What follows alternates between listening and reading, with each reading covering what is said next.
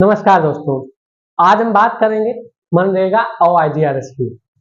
IGRS निस्तारण online एक ऐसा पोर्टल जहां आम जनमानस अपनी शिकायत ऑनलाइन कर सकता है, जिसका अधिकारी संज्ञान में लेके उसका निस्तारण करे। लेकिन आपको पता है कि कितने परसेंट इन कंप्लेनों का सही निस्तारण किया जाता है?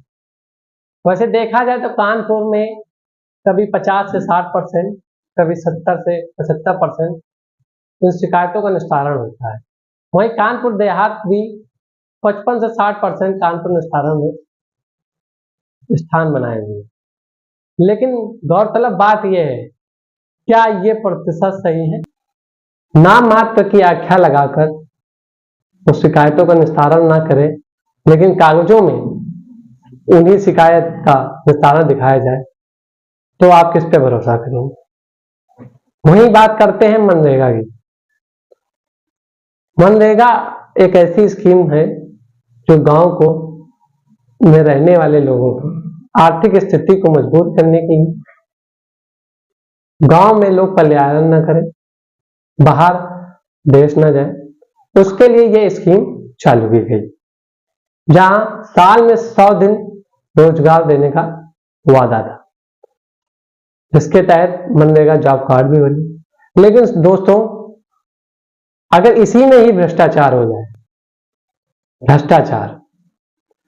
दोस्तों, अब आप सोच रहे होंगे कि मैं मनरेगा और आईजीआरएस से क्या लेना देना, लेकिन दोस्तों हम आपको बताएंगे, अकबरपुर देहात का रहने वाले एक निवासी जो ब्लॉक अकबरपुर के हैं और कानपुर देहात।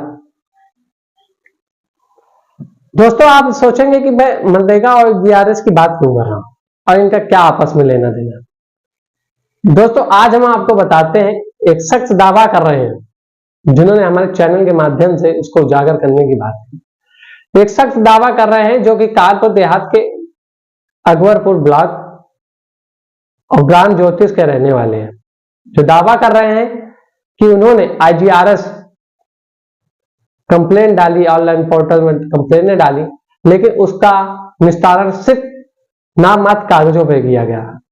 वो दावा कर रहे हैं कि एक रोड बनाने के लिए मैंने कंप्लेन की, जिसका 3 बार पैसा तो पास हो गया, लेकिन आज तक वो रोड नहीं बनी। वो दावा कर रहे हैं कि उसी ग्राम में कई ऐसे जॉब कार्ड बने हैं जिन्होंने आज तक फड़वा भी नहीं छुआ होगा, मिर्चा भी नहीं चलाया होगा, लेकिन उनके खातों में पैसे आ रहे हैं उस मनरेगा का। क्या दोस्तों इस तरीके से भ्रष्टाचार है? क्या आईजीआरएस का प्रयोग इस तरीके से होगा? क्या अधिकारी इतने बेखौफ हो गए जिन्हें किसी के शासन प्रशासन का डर नहीं?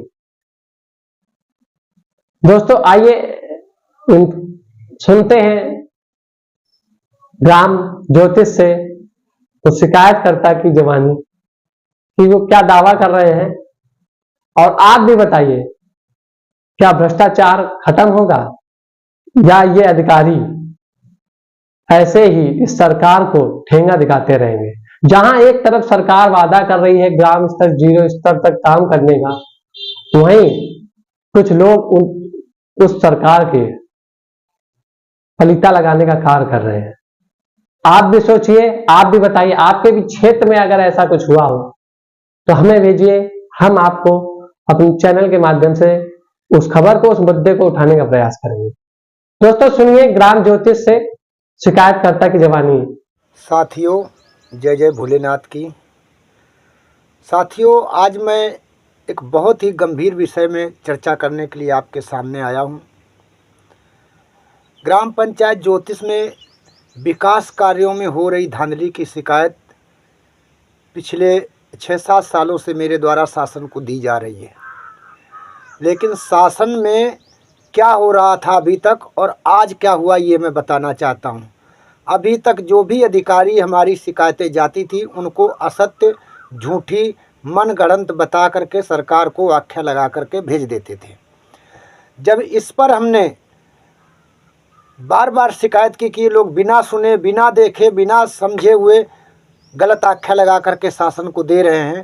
तब हमारे जिलाधिकारी महोदय और सीडीओ मैडम ने मामले को संज्ञान में लिया और अधिकारियों को मौके पर भेजा और उन्होंने आकर के मामले को देखा, जहां पर उन्होंने ये सिद्ध किया कि मेरे द्वारा जो शिकायतें की जा रही हैं उनमें 90% शिकायतें बिल्कुल सत्य हैं।